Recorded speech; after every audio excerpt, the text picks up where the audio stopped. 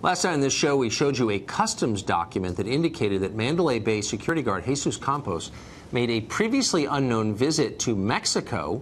That's 700 miles round trip from Vegas, and he did it within just days of Stephen Paddock's mass shooting, even though Campos was a major witness, maybe the major witness to the massacre, and apparently was shot in the leg during it.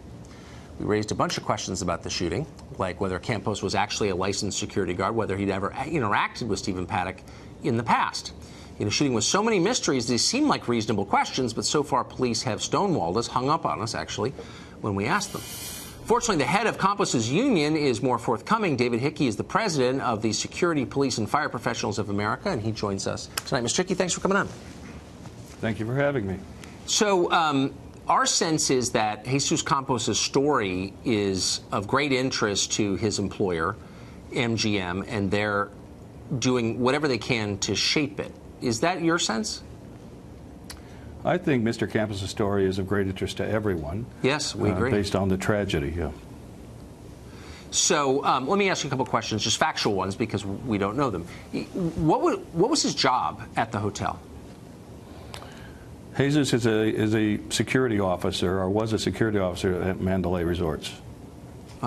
Is he licensed by the state? How does that work? No. Security officers that work directly for a company, yes, in-house security, they do not have to be licensed. They don't have to have guard cards, security cards. If they work for a contract agency, then yes, they do. Oh, okay. We tried to get the answer from the Clark County Sheriff yesterday, and he wouldn't reveal that. You were aware that Mr. Campos went to Mexico shortly after the shooting, correct? Yes, I was.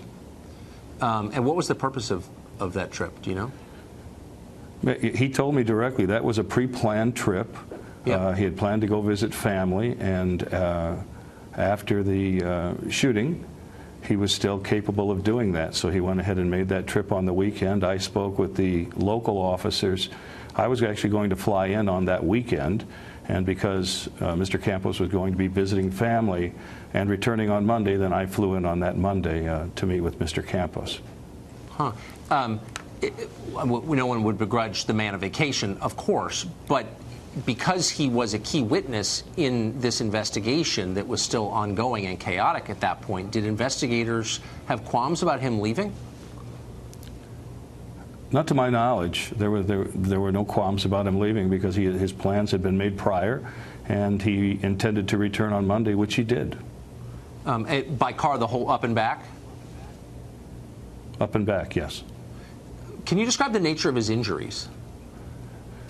Mr. Campos was wounded in the left thigh.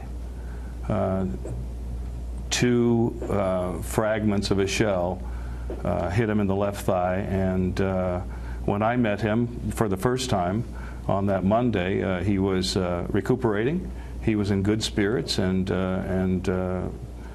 looking to tell his story and move on with his life. Had those fragments been removed when he took the trip to Mexico? You know, I was told one of them had been removed and one of them had not, and that they were going to deal with that issue at a later date. Had Mr. Campos ever seen Stephen Paddock before the shooting? Not to my knowledge. Does he still work for MGM? He still works for MGM, yes. Did they set up the Ellen interview, his employer? I don't know who set up the Ellen interview. We had 5 interviews set up yes, prior to that. I know that when I was in town, Ellen's interviewer, the person that schedules the interviews, called Mr. Campos on his cell phone. He handed me the phone. I took the phone, responded to her that she could call to arrange an interview if she wanted, and then we didn't hear from her. And of course, after that, Mr. Campos was taken to a clinic on Thursday. But why did he skip the interviews? I can't speak for Mr. Campos on that. I've had no contact with him since that time, and you know, I think it's Mr. Campos's story, and I think he has a right to tell it on his own. But you know, as far as we were concerned, we were prepared to do the interviews. We were hours away, 5 hours away from actually doing the first interview. And then he disappeared with that explanation. Do you know where he went? We received a text saying that we are taking him to the quick care. And who's we? Who was taking him? There was, when we left the room, we were having a meeting with 3